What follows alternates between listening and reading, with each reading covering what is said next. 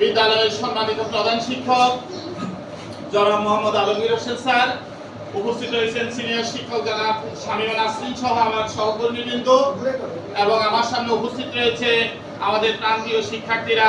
আসসালামু আলাইকুম ওয়া রাহমাতুল্লাহি ওয়া বারাকাতুহু। তোমরা সবাই কেমন আছো? আলহামদুলিল্লাহ, আমি আল্লাহর রহমতে ভালো আছি। আমাদের এই দুনিয়াও সৃষ্টি হতো না, যার আগমনে আমাদের বিশ্বভুবন নবী হযরত মুহাম্মদ মুস্তাফা সাল্লাল্লাহু আলাইহি সাল্লামের আজকে এই দিনে জন্ম এবং মৃত্যু, এটা তোমরা জানো নি? সেই দিন উপলক্ষে আমরা সেই মহান নবী, সে আদর্শ নেই, টোটালি নেই।